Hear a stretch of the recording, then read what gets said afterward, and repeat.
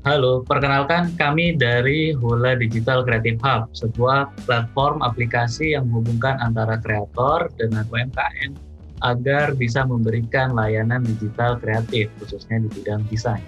Mari kita mulai. Ini adalah tim kami, saya Muhammad Rasyad dengan NRP sekian. Saya Libai Pamungkas dan NRP 0148. Saya Dwi Cahyo Pambudi dengan NRP 134. Saya Rekian Bayuskito, NRP 062. Saya Muhammad Zikri Andrian dengan NRP 12.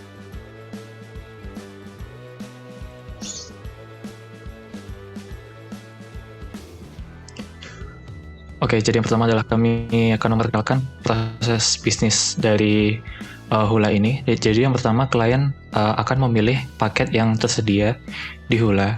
Ada Hula Design, Hula Digital, Hula Studio, dan Hula Project, yang mana juga disertai dengan pembayaran. Nah, nanti uangnya itu akan disimpan dalam sistem terlebih dahulu. Nah, setelah itu sistem akan memilih kreator untuk membuatkan project dari klien tersebut. Nah, setelah kreator selesai membuatkan dan juga klien telah setuju dengan project yang telah dibuatkan oleh kreator, maka uang akan diteruskan dari sistem kepada kreator itu. Dan juga klien di sini diperkenalkan untuk refund apabila pesanan tidak sesuai dengan keinginannya. Oke, bisa next. Baik, jadi kami melakukan abstraksi use case itu berdasarkan adanya bisnis proses. Dari bisnis proses kami turunkan ke adanya IT prosesnya apa saja. Dari IT proses kita turunkan lagi ke aktivitas, baru dari aktivitas baru kita menemukan function-functionnya apa yang bisa menjadi use case. Contohnya ini kita bisnis prosesnya ada satu, yaitu ada order automation process. Nah, dari order automation process ini, kita menurunkan IT prosesnya ada 3, yaitu ada user management process, order management process, dan juga ada creator management process. User ini terkait dengan user, order ini terkait dengan order dan refund, sedangkan creator ini terkait dengan creator dan hubungannya dengan order. Ya, di IT proses pertama, user management process, ada aktivitas pertama yaitu akun activity.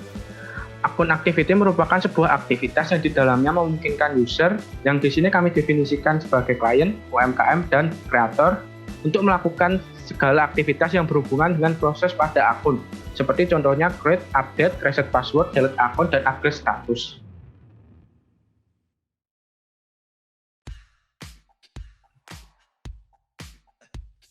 Nah, lalu ada IT proses 2 yaitu order management process. Di sini ada activity 1 yaitu order activity. Order activity ini meliputi seperti sampai dari submit order nanti sampai sebelum ke pembayaran. Lalu ada activity 2 yaitu refund activity. Ini meliputi pengajuan refund sampai akhirnya refund diterima. Next.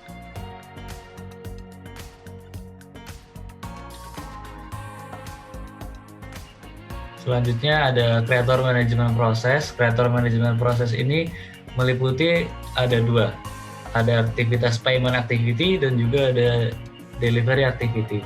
Payment activity ini adalah terkait dengan pembayaran yang dilakukan oleh klien kepada sistem dan juga dari sistem kepada kreator itu sendiri.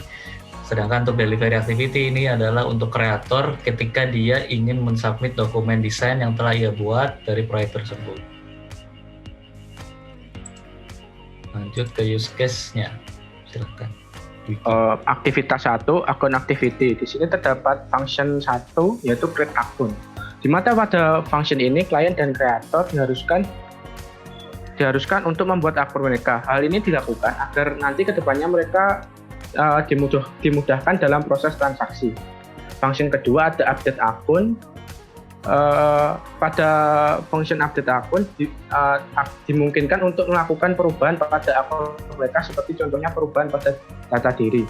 Function 3 ada delete akun. Pada function ini dimungkinkan klien dan kreator untuk menghapus akun mereka jika sudah tidak ada kebutuhan lagi. Yang function 4 reset password, di sini memungkinkan untuk klien dan kreator melakukan perubahan pada password mereka. Yang function 5 ada akun status, di mana pada function ini sebenarnya kreator melakukan upgrade dari regular kreator menuju certified kreator.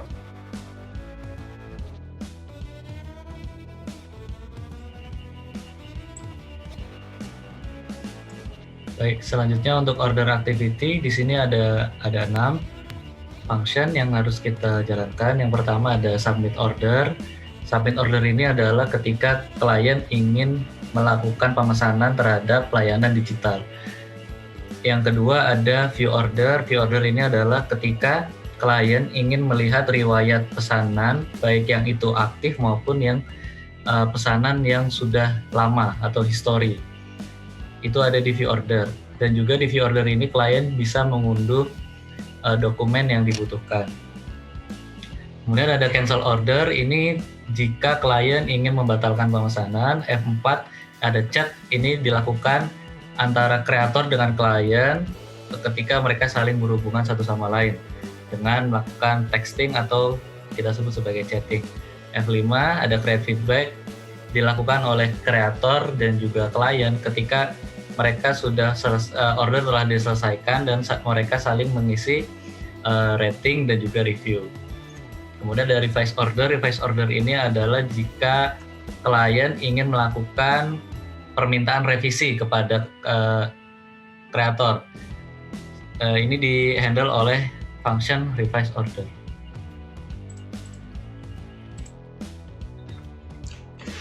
Oke, selanjutnya dari activity 2 adalah refund activity. Jadi yang pertama ada function mengajukan refund, yang mana apabila klien tidak cocok dengan hasil pengerjaan dari kreator, maka dapat mengajukan refund. Nah, yang function kedua ada menyetujui refund. Nah, ini dilakukan oleh admin dari Hula, yang mana admin berkenan untuk menyetujui atau dapat menolak refund sesuai dengan syarat dan ketentuan yang berlaku.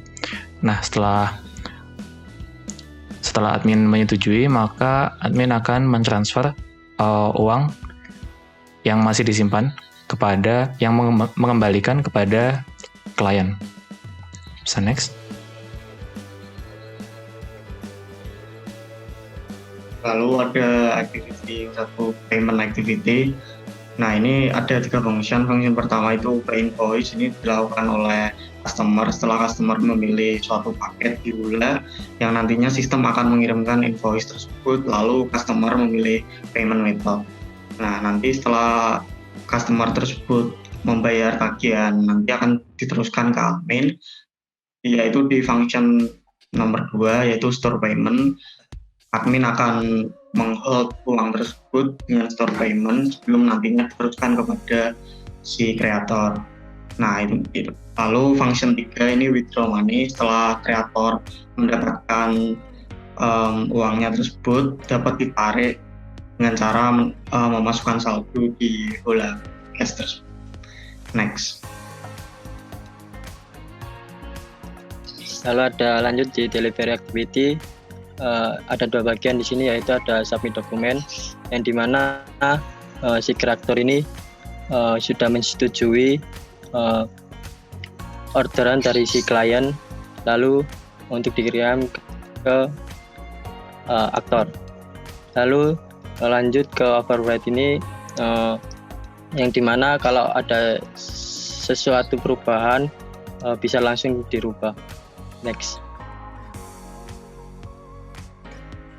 Baik, di sini saya akan coba menjelaskan dari salah satu use case skenario dari IT proses milik order, kemudian activity-nya adalah order, dan function-nya adalah submit order. Jadi di dalam sini itu kita tahu ada use case submit order. Seperti apa sih flow-nya? Seperti ini. Pertama, klien memilih paket layanan dan memasukkan detail pemesanannya. Kemudian klien mensubmit pemesanan, kemudian klien membayar pemesanan. Membayar pemesanan ini nanti akan dihandle oleh payment activity. Kemudian setelah membayar, sistem akan memilih kreator yang akan mengerjakan pemesanan dan submit order selesai. Namun kita memikirkan apabila ada sesuatu yang terjadi. Makanya ada alternate flow, yaitu customer melakukan cancel order secara dini.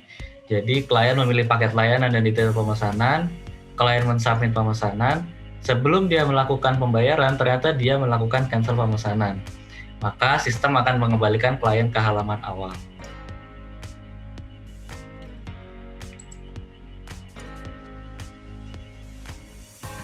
Selanjutnya ada use case diagram. Yang pertama use case diagram account activity.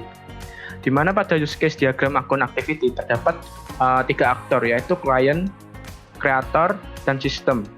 Di mana use case pertama merupakan create akun, di mana sebenarnya create akun ini sebuah proses memungkinkan klien dan kreator untuk membuat akun mereka serta memverifikasi akun mereka. Selanjutnya pada update akun ada extend dengan use case reset password dan extend pada use case delete akun. Pada update akun, klien dan kreator dimungkinkan untuk melakukan perubahan pada akun mereka, di mana perubahan itu dapat terjadi pada form data diri misalnya, dan form-form yang disediakan lainnya oleh sistem. Selanjutnya ada use case reset password, di mana reset password ini memungkinkan kreator dan klien untuk melakukan penggantian password dari password lama ke password yang baru. Hal ini dibuat agar keamanan akun klien dan kreator lebih terjamin. Selanjutnya ada delete akun, di mana delete akun ini berguna agar klien dan kreator jika tidak membutuhkan akun mereka dapat menghapus akun mereka. Selanjutnya ada use case khusus untuk kreator, yaitu upgrade akun, di mana memungkinkan kreator untuk melakukan upgrade dari regular akun menjadi certified akun, di mana pada proses ini kreator harus memenuhi persyaratan-persyaratan yang ditetapkan oleh sistem untuk menjadi certified akun kreator. Next. Baik, selanjutnya itu ada use case untuk order system. Order system ini mencakup ada 2 activity. Yang pertama ada activity order dari order management, sama ada delivery activity dari creator management. Oke, saya akan jelaskan terlebih dahulu untuk order managementnya. Itu ada view order, kemudian ada chat, ada create feedback, submit order, cancel order, ada revise order. Di sini sama, kita punya 3 aktor, itu ada creator, klien, dan juga ada sistem. Nah, view order ini fungsinya apa? View order tadi untuk melihat histori pemesanan, melihat dokumen kiriman dari kreator dan sebagainya. Kemudian ada chat. Chat ini saling chatting antara kreator dan klien. Kemudian ada create feedback, ini memberikan rating dan review. Submit order ini adalah melakukan pemesanan. Yang terakhir cancel order ini adalah melakukan cancel. Kemudian revise order ini adalah mengajukan revisi dari klien kepada kreator. Selanjutnya Mas Alif mungkin bisa jelasin submit sama override. Untuk override sendiri itu ketika si kreator ini ingin atau tidak pas oleh program yang diinginkan, itu bisa diubah. Lalu ketika sudah sesuai bisa langsung di submit atau disetujui. Oke, nah selanjutnya ada dari order management process ada activity refund, yang mana di sini adalah hubungan klien dengan admin. Nah, jadi apabila klien tidak setuju atau tidak cocok dengan pesanan yang diberikan oleh kreator, maka klien diperkenankan untuk mengajukan refund. Nah, di sini admin dapat menyetujui refund apabila sesuai dengan persyaratan, dan juga bisa juga admin menolak refund apabila klien tidak memenuhi persyaratan yang berlaku.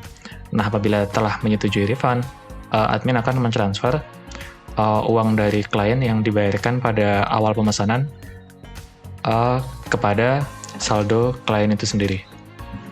Bisa next. Lalu ada ini use case diagram payment activity.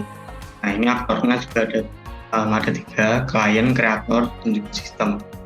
Yang pertama itu pay invoice. Pay invoice oleh klien. Di sini klien itu memilih metode pembayaran seperti credit card, transfer bank, atau e-wallet lainnya. Nah, setelah pay invoice lalu diteruskan ke sistem, nanti sistem menghold dengan store payment. Nah, sebelum diteruskan kepada kreator. Di sini yang use case kreatornya itu withdraw money. Ketika kreator sudah mendapatkan bayaran di Hula Cash, nanti akan ditarik saldonya dengan cara memasukkan saldonya lalu ditarik. Next. Baik, terima kasih. Ini adalah presentasi kami untuk use case diagram dan use case skenario dari penugasan RKPL. Kami yakin Hula dapat menjadi the first one-stop solution marketing platform untuk UMKM dan kreator Indonesia yang naik level. Oke, terima kasih atas perhatiannya. Wabillahi taufik. Wassalamualaikum warahmatullahi wabarakatuh.